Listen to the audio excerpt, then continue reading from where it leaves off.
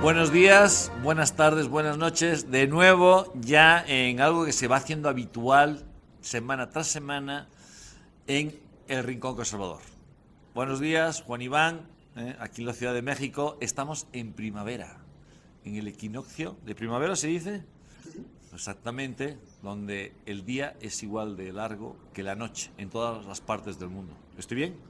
Porque yo soy historiador, no sé. Exactamente, ¿no? Entonces nos acompaña este sol radiante y hoy vamos a hablar del origen de la palabra derecha e izquierda, del concepto más bien, ¿no? Del concepto aplicado a la política. Es conocido que se originan en la Revolución Francesa, pero ¿con respecto a qué? Derecha e izquierda con respecto a qué. Entonces, ¿qué rompe? ¿Qué cambia la Revolución Francesa? Y para eso vamos a hablar del origen. ¿Qué es lo que había antes? Frente a cuál se van a posicionar derecha e izquierda. Juan Iván. Antes de la Revolución Francesa y antes de los antes existió Roma. Okay. Todos los caminos, empezando por Grecia, condujeron a Roma. Y de Roma se difundió por el mundo un concepto muy claro que puede hoy denominarse con toda claridad conservador. El concepto de la defensa de lo auténtico, de lo legítimo y de lo útil, y del ser humano subordinado a una claridad superior, a una visión superior, y defendiendo los elementales del conservadurismo, que hoy en día son la familia, la religión, la libertad y la garantía de una buena vida. Y este último es lo que los romanos siempre defendieron a ultranza y los latinos seguimos defendiendo. Un conservador es aquel que se remite a las tradiciones de Roma y Grecia. ¿No nos sentimos herederos de Egipto? ¿O sí? ¿O de Sumeria? ¿O de los babilónicos? Todo lo que los griegos asumieron del mundo oriental antes y después, o durante el Imperio Romano, en cierta manera nos pega como un reflejo, pero propiamente somos occidentales. Sí, porque claramente los griegos rechazaron gran parte de esa cultura, ¿no? O esa estructura política. El famoso discurso de Pericles: nosotros somos distintos, nosotros creemos en la libertad, nosotros creemos en una serie de valores que el mundo oriental autoritario, podemos decirlo de forma entre comillas, porque en esa época no existía esa palabra, pero sí, es distinto. Lo griego es distinto frente a lo que les rodeaba. Tucídides, que es quien inventa este discurso de Pericles, creo que resume en su propia experiencia personal y en este libro que es La Guerra del Peloponeso, un fenómeno muy claro. El hombre libre que defiende a su familia contra el Estado omnímodo que impone un rigor contra las instituciones elementales. Y el hombre libre frente a la divinización del rey, que eso es muy importante, ¿no? El hombre libre frente a la divinización del Estado, porque finalmente... Bueno, que del Estado. Quizás el rey fuera aceptable, ¿no? La Aqueménida fuera aceptable, pero lo que entendemos como los sátrapas eran insostenibles. La degeneración del poder de la Aqueménida era un despotismo terrible. Los pueblos del Imperio Persa morían y vivían por hacer un cinturón para la boda de la reina. Entonces, cuando lees a Jenofonte y te das cuenta de lo que era el Imperio Persa y lo que eran las ciudades libres de Grecia, te das cuenta de por qué la libertad está en Occidente. Exactamente. O sea, el conservador actualmente es aquel que reclama esos valores. La libertad individual, entre comillas, porque no hay que confundirla con el liberalismo decimonónico, frente al Estado. Solo los malintencionados confunden libertad con liberalismo. Exactamente, ¿no? Y los malinformados, y los liberprogres, y Gloria Álvarez, ¿no? Qué pobre, yo no sé por qué Ricardo Salinas la contrató. La verdad es una pérdida de iba a decir de cerebro. Ok. Otra cosa. ¿Los conservadores seríamos los herederos de Sócrates, Platón y Aristóteles frente a los sofistas? Sí, pero también de Herodoto, de Tucídides y de Jenofonte frente a la visión marxista de la historia, frente a ellos. Ok. Muy bien. No vamos a hacer aquí una clase de filosofía, pero Grecia. ¿Y de Roma qué reclamamos los conservadores? Roma reclamó a Grecia, la hizo suya, la mejoró y la expandió. Roma es occidente para los no occidentales y para los muy occidentales. Roma es Oriente y Roma es Europa. Roma es sobre todo América. Ok, ¿puedes explicar un poquito más eso? Porque fue demasiado poético. Quizás si lo bajamos un poco más a la tierra. Lo voy a explicar con la palabra César. César era el apellido de los descendientes de Julio, de la gens Julia, que reclamaron para sí el título y que eran descendientes de sangre hasta Nerón. Luego el prestigio de tal palabra fue tomado por todos los gobiernos imperiales y deja de existir como tal hasta Napoleón en el siglo XIX y hasta el siglo XX en el zar de Rusia. Esto es, la herencia política del modelo republicano de César pervive intocada en los últimos emperadores, el occidental en Napoleón y el oriental en el zar de Rusia. Ok, espérate, que vas muy deprisa. De Grecia tomamos la libertad frente al Estado, el sentido crítico, el pensamiento, Aristóteles, Platón, la creencia en la verdad frente a los sofistas, la creencia en una ética, ¿no? La creencia de que el bien es mejor que el mal, es mejor hacer una injusticia, padecer una injusticia que sufrirla, una ética. 4 o 5 cosas. De Roma, ¿qué tomamos? El domus y la familia. El domus, ¿qué entiendes por domus? La finca gregaria que garantiza la institución. Ok, la propiedad privada. Sí. ¿Dónde está la familia? Que pertenece a la familia. Y ahí es una cosa importante, una gran diferencia frente al individualismo contemporáneo de corte liberal. Y frente, en aquel momento, frente a la inexistencia de la institución, porque todos eran siervos del Estado. Okay. Y frente también al colectivismo espartano o actualmente marxista. No es un intermedio entre el excesivo individualismo y el excesivo estatismo, podríamos decir. Con la diferencia de que los espartanos en el Olimpo veían un héroe. Okay. Seguimos a Carlyle en el 20 de individual no existe. Ok, es cierto, muy bien. Muy bien, entonces, el conservador, la derecha, veremos a ver después si el conservador es derecha o de izquierda, pero toma esas partes griegas, esas partes romanas, ¿qué más? Y luego de Roma toma la institución. Roma toma estos valores y genera el imperio. Y el imperio no era otra cosa, porque lo hemos entendido mal durante mucho tiempo, que la facultad de la República Romana para exportar civilización.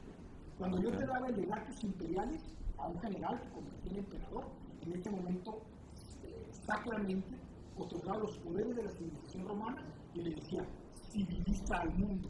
Y entonces las legiones portaban civilización. Y el imperio era decir, en esta zona impera el civilizado. Comemos carne cocida, rasuramos las barbas, tenemos domus, tenemos familia y tenemos filosofía y democracia. Y tenemos monogamia también, por lo menos a nivel institucional, aunque quizá no a nivel social, ¿no? Tenemos todas las instituciones romanas de la domus que eran la monogamia, la garantía familiar de la mujer, la garantía familiar de la primogenitura y la explotación y cuidado de lo que se cuidaba. La tierra en Roma era sagrada, la domus tenía que producir y tenía que dar a la familia y a los demás. Entonces era una institución completa que se exportaba a un territorio ajeno. Sí, más una institución completa, territorial, que estaba relacionada con los dioses. El hogar era el lugar donde se prendía el fueguito para los antepasados. De ahí viene también la herencia al primogénito, que era el encargado de transmitir y de perpetuar ese culto a los muertos, ¿no? Y luego el matrimonio como una garantía de la creación de civilización. Exacto. La familia romana crea civilización. Y civilización no es otra cosa que estos valores que hemos dicho como regla media. Somos superiores a los bárbaros, no matamos sin derecho, no matamos sin juicio, respetamos la posibilidad del otro de disentir frente al Estado y tenemos la discusión como mecanismo de negociación. Ok, ¿qué aporta? Un conservador es impensable sin cristianismo, ¿no? La inmensa mayoría de los pensadores conservadores se declaran cristianos, practicantes, de hecho. ¿Qué aporta el cristianismo o cómo se engarza el cristianismo en esa cultura greco-romana? Es que es al revés. El marco romano y griego eran el receptáculo perfecto para la creación de un Estado cristiano en el que el hombre Dios, el hombre redimido, el hombre del buen camino, toma las instituciones para llevarlas a su consecuencia. Si Cristo no hubiera existido, los romanos lo hubieran inventado. Ya algo hicieron, caray, eso está fuerte. Pero algo hicieron con el culto al dios Sol, ¿no? O sea, el monoteísmo era natural a un estado en el que el ser humano tenía que divinizarse. Ya habían divinizado a Augusto, ya habían divinizado a Julio César, para que esa divinidad garantizara que estas instituciones son las que te van a dar paz y felicidad. Ok.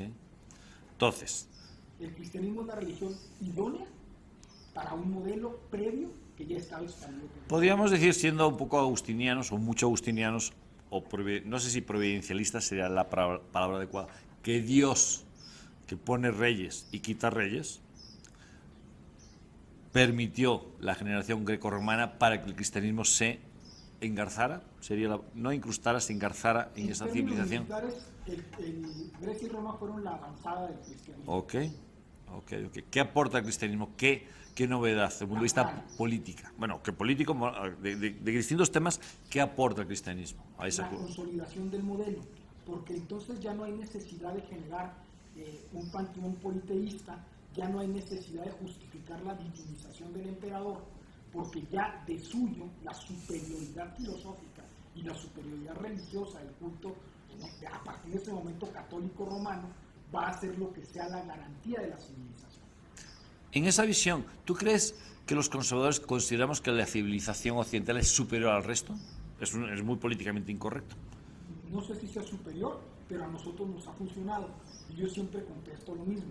A lo mejor hay cosas que son superiores a lo que yo hago, pero si a mí me funciona, ahí me quedo, ¿no? Bueno, yo soy más claro. Yo creo que es infinitamente superior.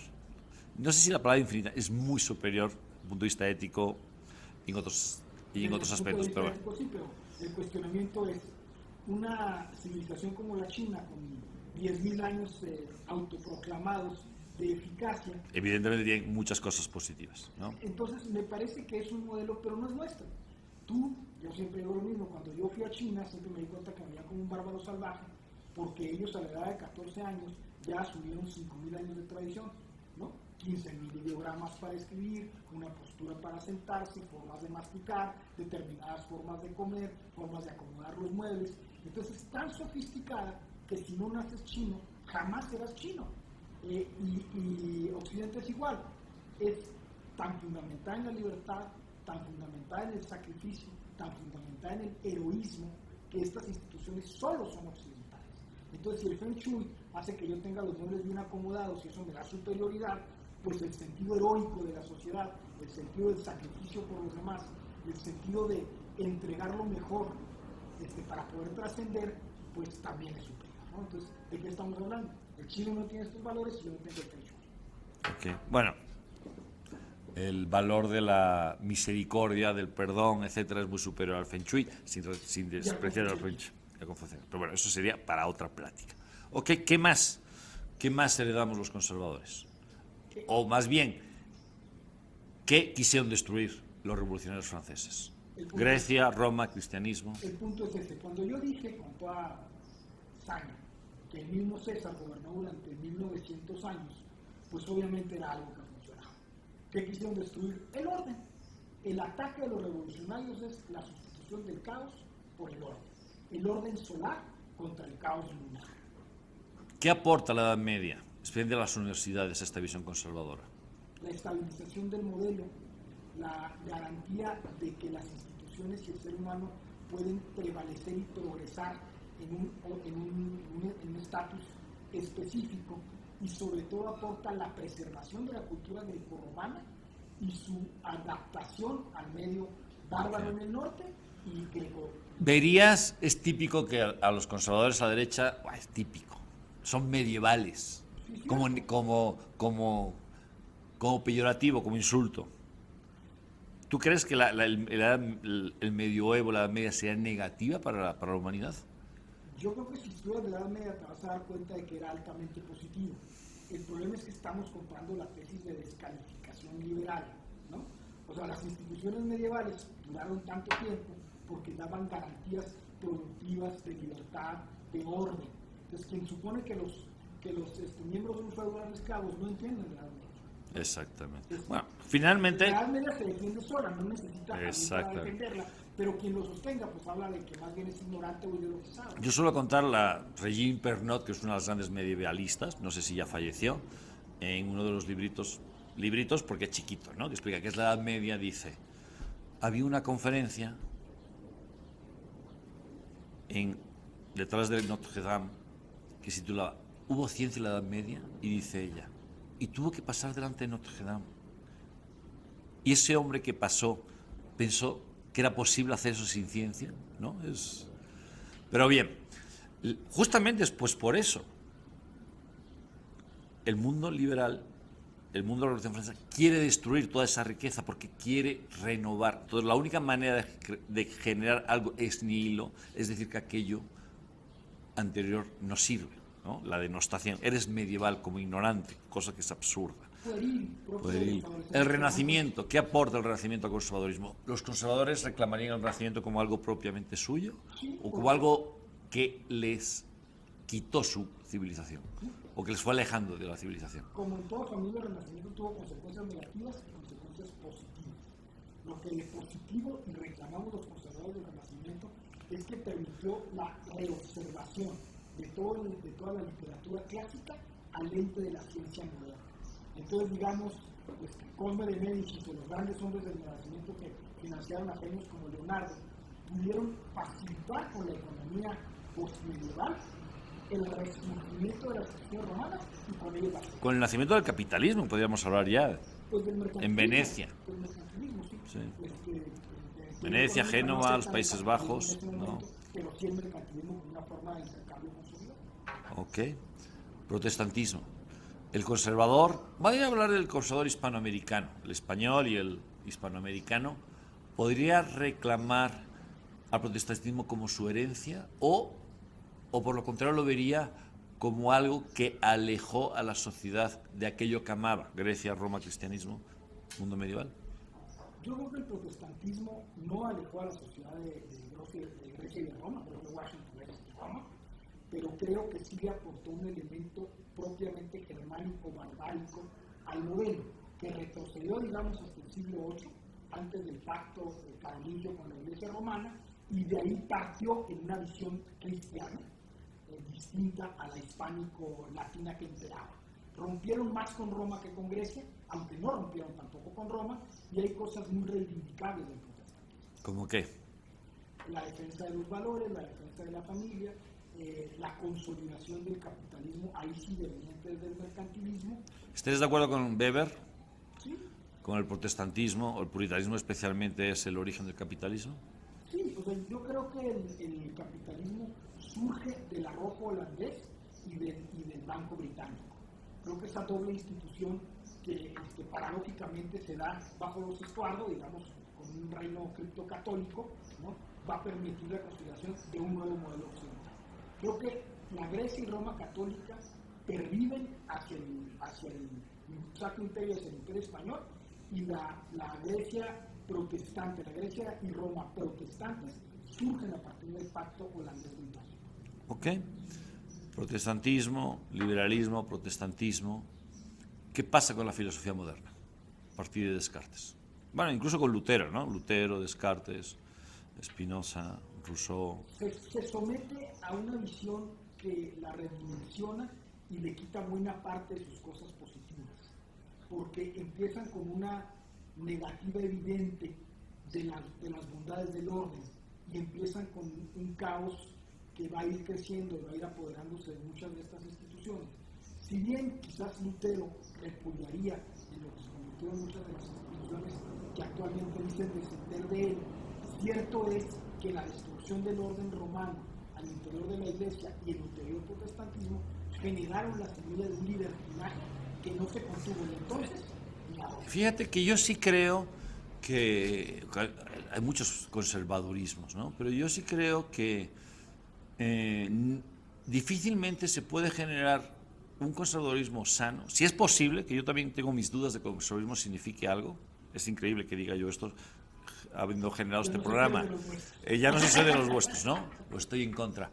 Pero me parece muy difícil conservar lo conservable, aunque valga la redundancia, o la tautología, a partir de Ockham. Y eso no quiere decir que Descartes, que Ockham, que el mismo Lutero, que repudia a Aristóteles, ¿no? Y es ocamista, por supuesto, y toda la caterva, así lo voy a decir como la palabra caterva, de filósofos, rompieron el orden establecido.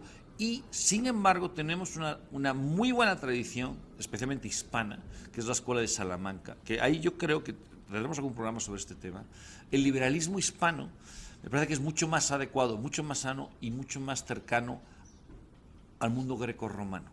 Entender la libertad en su pleno sentido, en su profundo sentido trascendental, ¿no? El problema es que toda esa línea, ¿no? Que no es derecha, obviamente, no es ni siquiera unidireccional, que nos ha llevado al globalismo, al posmodernismo, procede. Entonces yo, como hipótesis, dudo mucho que podamos reivindicar, por lo menos, el corazón de esa filosofía moderna, que no significa que rechacemos la ciencia, que eso sería otro tema, pero buena parte de sus postulados, indefectiblemente, Ockham nos lleva al relativismo. Por supuesto, Descartes, ¿no? Etcétera, ¿no? Muy bien. Ok, empecemos ya con la Revolución Francesa. Entonces, la Revolución Francesa es un parteaguas. Bueno, o si quieres, no, fíjate que vamos a hablar un poquito antes. En esa evolución del pensamiento, ¿qué dirías de la Revolución Inglesa? ¿Seríamos los conservadores, reclamaríamos la Revolución Inglesa, la Revolución Gloriosa de 1688 como parte de nuestra herencia? ¿O sea, la defenderíamos?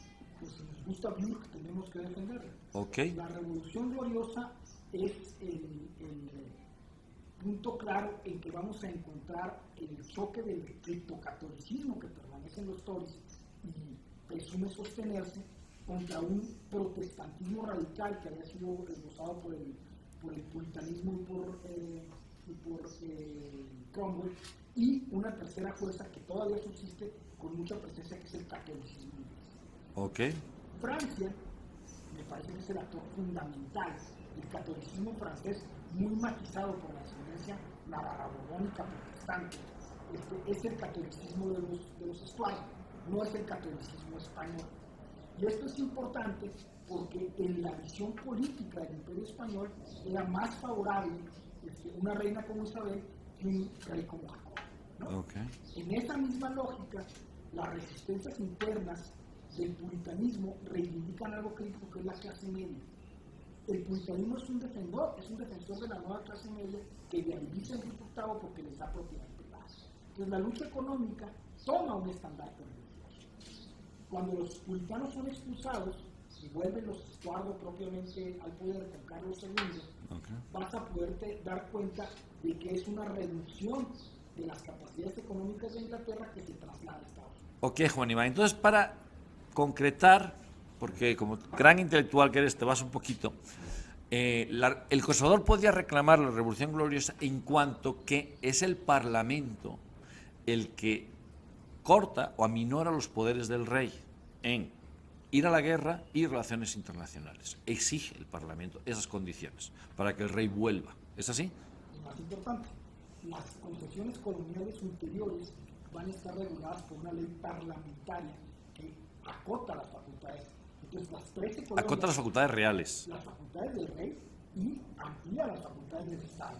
Porque recordemos algo muy importante. Desde Guillermo el Conquistador hasta los Estuardo, la corona se autofinanciaba de las tierras reales. A diferencia del Reino de España, donde el peculio y el erario eran lo mismo, en la corona normanda no era así, y en las superiores coronas tampoco. Entonces, vas a encontrar que los Estuardo irrumpen y pretenden que el dinero del Estado sea el dinero del rey, y vuelve a reacotarse con la Revolución Gloriosa el modelo, y entonces surgen las colonias. Y cuando hablo de las colonias, hablo de Massachusetts, Filadelfia. Estás hablando, surgen los Estados Unidos como modelo económico. Que eso es importante. Bueno, en este contexto también tenemos a Milton, ¿no? Que hace ese alegato a favor de la libertad de expresión. El famoso, el autor del Paraíso Perdido. ¿Cómo se llama? No es el Estagirita. Bueno, no me acuerdo. Siempre... porque puede ser el Estagirita, ¿no? Que es un alegato, es un panfleto hablando de la libertad de expresión. Ahí está Locke también. Yo soy enemigo de Locke, enemigo intelectual, pero hay que reconocerle ese sentido de la división de poderes, esa parte, que es una parte externa, porque la parte profunda. Los hijos malos del padre, ¿no? Okay. Pero también es hijo de Locke. Sí, claro, todos somos hijos de Locke, de un inglés que asco, ¿no? Pero, perdón por ese comentario racista. Es muy típico de un hispano, pero fue un lapsus, no lo siento. Sí, no, yo he vivido en Inglaterra, pues yo creo que más de un año entre distintas épocas y realmente son gente muy buena, tienen ciudades preciosas, pero comer se come muy mal, sin lugar a dudas, ¿no?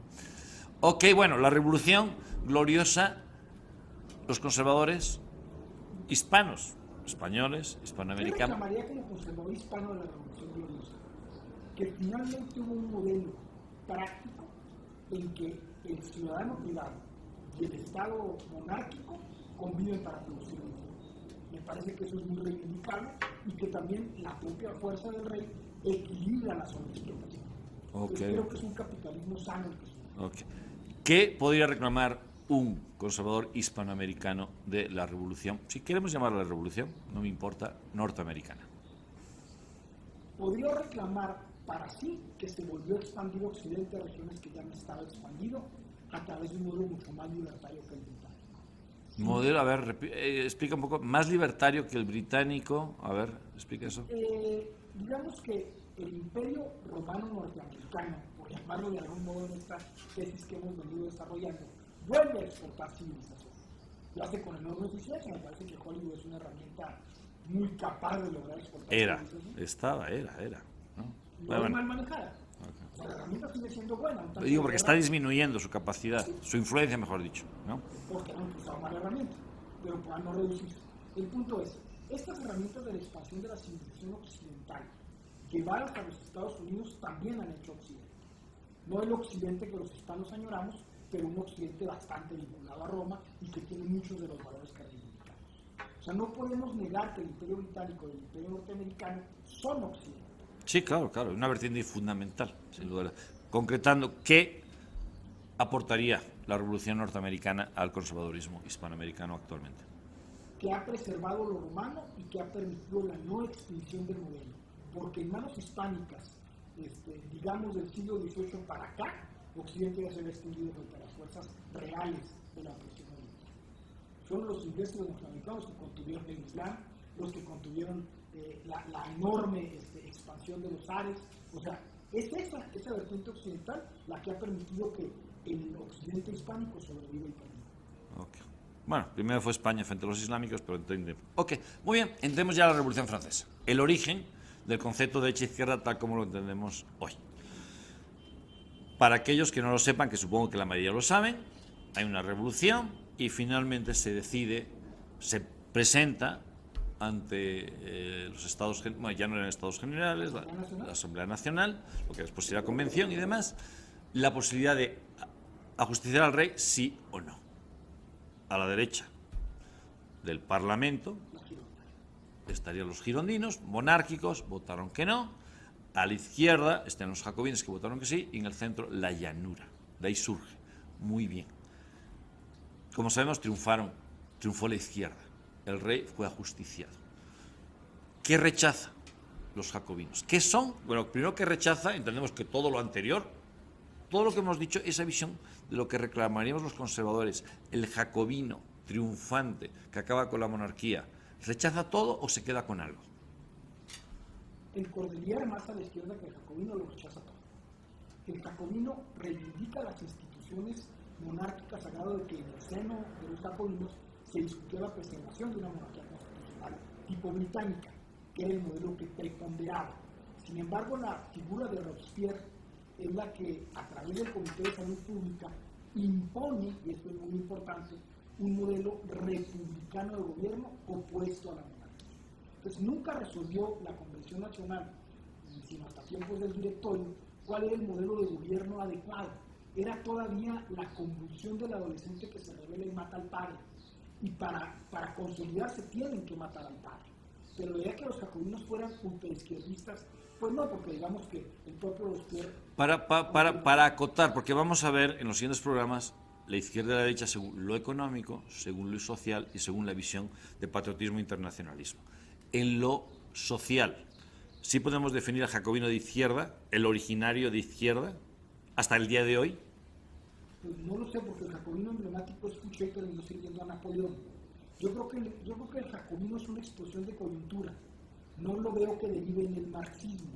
No. El jacobino es un adolescente enojado que mata al padre. Sí, pero yo diría que sí, porque, a ver, si la izquierda, como vamos a ver en el siguiente programa, parte de que el hombre puede generar una sociedad ex nihilo, o sea, el jacobino quiere generar una nueva sociedad. Y generar una nueva religión, desde un nuevo calendario, un nuevo lenguaje. O sea, es algo que estamos viendo. La diosa razón. Se anula todo lo anterior.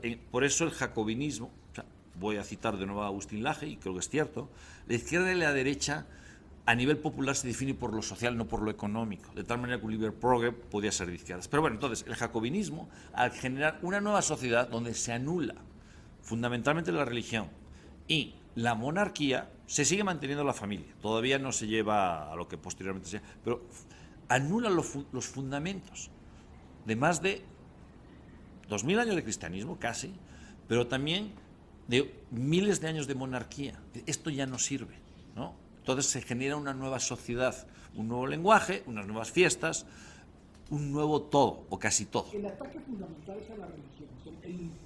El problema es que el elemento masónico protestante en el jacobinismo era preponderante. Okay. Viene siendo buena parte de la nobleza francesa del siglo XVIII. O sea, entonces, si pones la masonería y el liberalismo, o sea, podrías decir que finalmente el pensamiento liberal es el que genera la izquierda jacobina.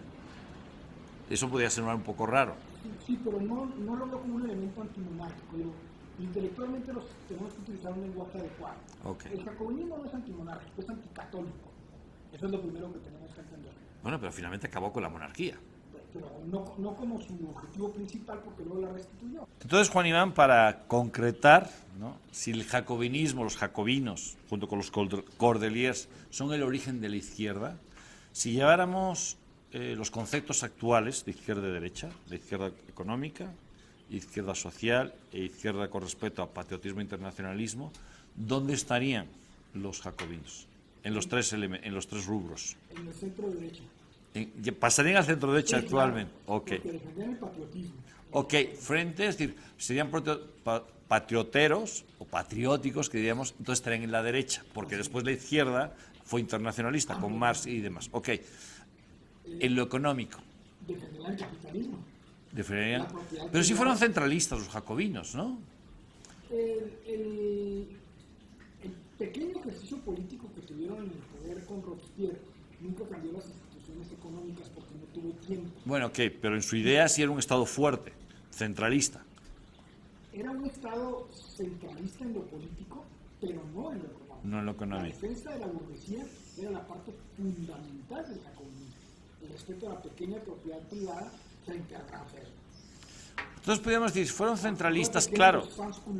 Exactamente, ¿no? Claro, era la defensa de la burguesía. Entonces, económicamente, hoy lo que originalmente es de izquierda estaría en la derecha económica. Aunque sí, con una visión centralista que acabó con los estamentos intermedios típicos de la Edad Media. Entonces, en ese sentido, sí serían un poco de izquierdas, ¿no? A nivel estatal. Ellos lo que pasa es que los estamentos eran más centralistas que ellos. Ellos procuraban un gobierno republicano de asamblea popular con representaciones electas. Entonces estarían bastante a la derecha hoy día. Ok. ¿Y en lo social, como hemos dicho? En lo social defendían la familia. Bueno, ok, una parte de la familia, ¿no? Sí, o sea, una parte. La institución como la institución como ahora, tal, sí. No religiosa. No religiosa. Defendían las instituciones de la familia como el matrimonio, el registro civil, etcétera, no así la parte religiosa que era menor. Exactamente, ¿no? Bueno, finalmente, como vemos, pues evoluciona lo que fue originalmente la izquierda, obviamente hoy sería en gran parte derecha, en lo social no. Okay. ¿Cómo evoluciona esa visión? ¿Cómo evolucionan los girondinos y los jacobinos, derecha e izquierda, a lo largo del siglo XIX, para después llegar al siglo XX como estamos ahora? ¿Cómo evoluciona izquierda y derecha? La vertiente jacobina que en España se mantiene, digamos, beligerante por la España monarquía de Fernando VII, se mantiene a la izquierda. Entonces, pero en España el jacobinismo fue muy pequeñito, ¿no? Pero muy ideológico. Sí, pero no tuvo una gran influencia. Bueno, quizás fue el fundamento de las repúblicas ulteriores. Pero en Francia, el jacobinismo se allanó primero casi completamente a Bonaparte y luego, sin duda, en la Revolución de Julio a la Casa de Orleans. Claro, esto es interesante, ¿no? Que la izquierda, entre comillas, jacobina acaba en el bonapartismo, ¿no? Y en la monarquía Orleans. Y exactamente, y la restauración, con Luis XVIII. Ahí ya no. Con Luis XVIII vuelven a combatirlo porque eran antiborbónicos. Pero digamos que con el rey ciudadano, ellos lo apoyan completamente. Eso es una base fundamental de su idea. Okay. Y de hecho, Fouché, que era ultra jacobino, se junta con Talleyrand y Metternich, y son los que viabilizan el retorno de Luis XVIII. Entonces, sí, en el Congreso de Viena. Exactamente. Entonces, esa izquierda, que acaba en bonapartismo, que es de derecha en lo patriótico, en lo económico, y de izquierda, muy de izquierda en lo social, pero no del todo, como has dicho en la familia, ¿cómo pasa a ser después derecha? El bonapartismo. No, el jacobinismo, esa evolución. Porque no se mueve. Exactamente. Se mantiene firme en Exacto. ciertos valores ¿Y qué aparece? ¿Qué es lo que aparece? el marxismo. Exactamente. Entonces, Con esa base en la esa izquierda original, de pronto a mitad del siglo XIX, se convierte en la derecha porque aparece algo que es más a la izquierda. En todos los rubros, Yo en los creo tres rubros, que tiene un hijo. Porque digamos que el papá no cambia, pero el hijo sí. ¿es hijo legítimo o ilegítimo? Es hijo legítimo. Legítimo, este es Pero interesante. también el capitalismo es hijo legítimo. Exactamente, es que eso es muy interesante, porque yo vuelvo a repetir que el globalismo es una fusión de esas dos corrientes, porque en su origen son muy parecidas. La gente que hemos crecido ¿Tiene el mismo papá? en la Guerra Fría, que somos viejísimos de hecho, nos cuesta mucho entender que son hijos del mismo padre y de la misma madre. El marxismo y el liberalismo proceden del mismo sitio. Se separan, pero finalmente se están uniendo, o se han unido en el globalismo. Esa es mi hipótesis, pero bueno. Entonces, ok, los herederos del jacobinismo se quedan a la derecha, Los herederos del jacobinismo se quedan a la derecha económica, evidentemente. porque el marxismo aparece, se queda... La izquierda aparece, el marxismo es izquierda en los tres rubros, económico, social y soberanía. Sí, el marxismo es internacionalista. En El el- marxismo todo- preconiza a través de los postulados de Engels la destrucción del orden Establecido. occidental, Ok. el patriarcado, por decirlo de algún modo, Sí que es un es. término claramente engelsiano, Ok. y preconizan un nuevo modelo de sociedad en lo social que destruye prácticamente todas las instituciones. Pero viene Lenin, que esto es muy importante. Espérate, antes de llegar a Lenin, bueno, sigue con Lenin y ahora vamos para atrás, venga. O sea, lo que nosotros conocemos como marxismo en realidad es marxismo-leninismo. Exactamente. Y Lenin, que era un ruso con toda esta carga tradicional, se vio obligado a defender los valores de la familia y los valores de la laicidad. Y ciertamente, ciertos valores nacionales. Vuelve la virilidad a estar en la izquierda. La retoma, rompe con Engels. O sea, toma el colectivismo de Marx y el modelo económico del capital, pero no toma la carga social enorme que Engels había postulado.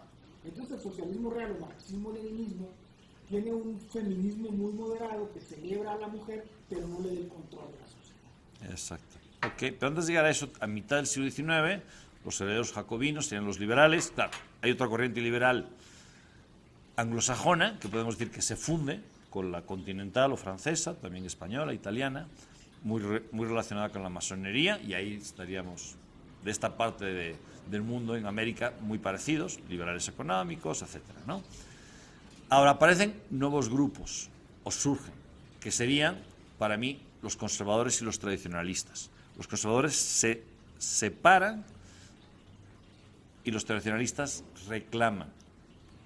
¿Podrías hablar de los conservadores y de los carlistas, tradicionalistas? Yo siempre defino que se trata de dos remedios distintos a una enfermedad, uno alopático y uno homeopático.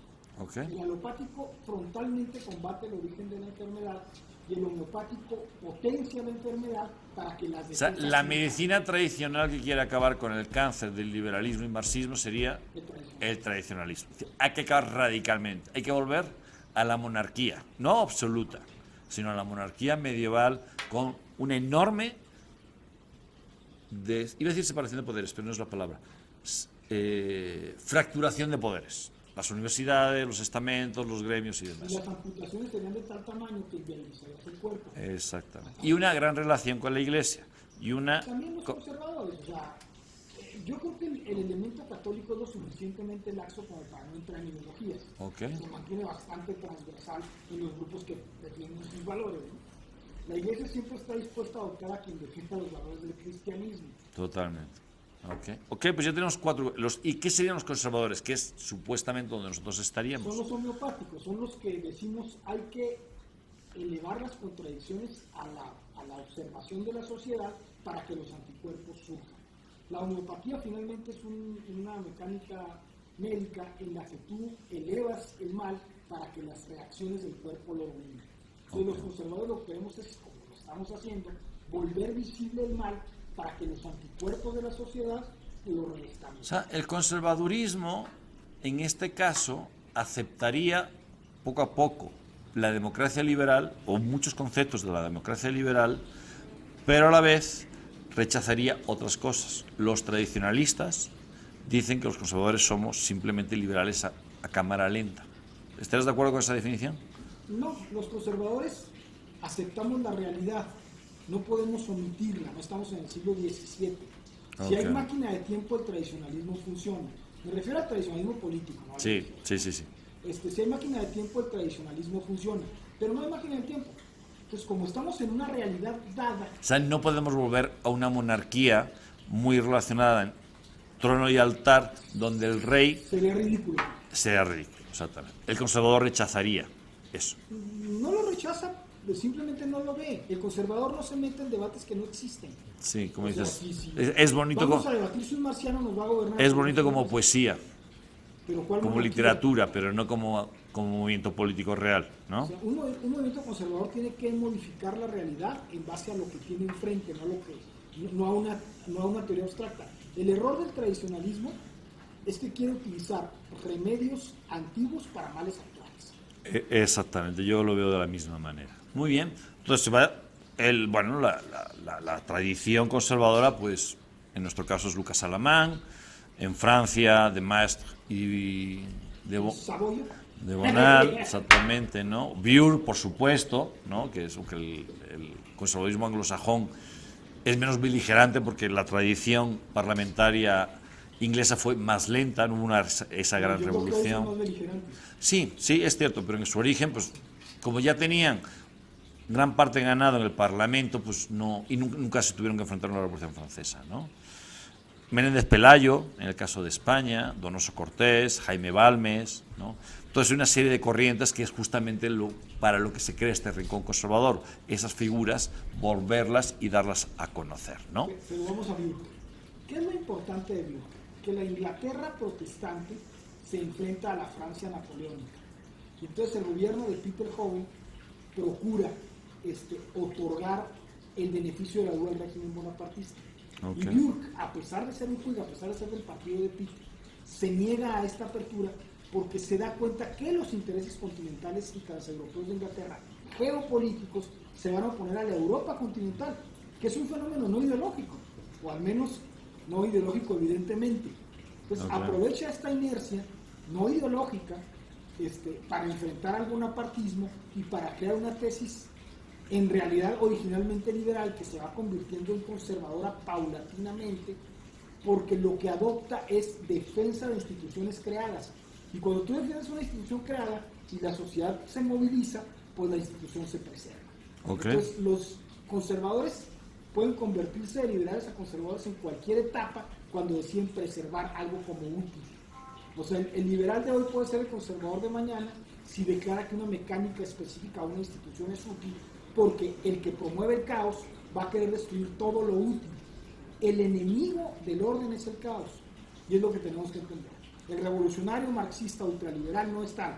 Es un adjetivo de una concepción que lo que pretende es destruir lo adecuado y lo establecido. Ok, Juan Iván, para terminar esta parte histórica, esta primera parte, podríamos definir antes de la Primera Guerra Mundial. Y después, la segunda parte, vamos a ver los fascismos. Estamos analizando qué es izquierda y derecha, cómo evoluciona y si sirve o no sirve, que eso lo vamos a ver. Antes de la Primera Guerra Mundial, en estas cuatro fuerzas, liberales, marxistas, socialistas, empiezan a dividirse en esa época, tradicionalistas y conservadores. ¿Puede hacer un análisis? ¿O tú verías alguna otra fuerza significativa? No. Ok, podría ser como un cierre rápido de dónde están estas cuatro fuerzas, justo antes de la Primera Guerra Mundial. El tradicionalismo en una etapa de defensa del imperio austriaco y alemán, uno protestante y otro católico, pero ambos germánicos, que tratan de reivindicar la esencia del sacro. ¿Fue significativo? ¿Todavía era significativo el tradicionalismo, esa fuerza? Súper trascendente, porque venían, digamos, del pietismo del zar Alejandro III, y el zar, a través de su abuelo, el rey de Prusia en aquel momento, hereda contundentemente. Pero estás hablando de Rusia. Pero sí. Estoy hablando de Rusia, pero el pietismo fue un movimiento que movilizó al emperador de Austria, al emperador de Rusia y al zar. Ok. O sea, en Centro Europa, el tradicionalismo pietista, antes de la Primera Guerra Mundial sigue vivo. Y vigente. Ok. Los debates en la Primera Guerra Mundial van a ser la defensa del tradicionalismo contra el liberalismo económico. Y democrático, ¿no? Y democrático. Y ahí estaría... Inglaterra, Francia y Estados Unidos. Ok. ¿El conservadurismo cómo está antes de la Primera Guerra Mundial? Paradójicamente, el conservadurismo antes de la Primera Guerra Mundial está instalado en Inglaterra por un lado y en Rusia por otro. La gran figura de la reina Victoria y la reivindicación de las instituciones que preservaban un orden sin oponerse radicalmente a una evolución lo van a representar estas potencias. El conservadurismo en Hispanoamérica. Aunque ya dedicamos programas específicos a Hispanoamérica y a México. Derrotado, había la evolución del liberalismo norteamericano, había impuesto prácticamente en todas las repúblicas latinoamericanas una visión de la democracia norteamericana que era difícilmente exportable a esta Okay. Podemos decir que la masonería liberal había dominado la mayoría de las repúblicas, de las nuevas repúblicas hispanoamericanas.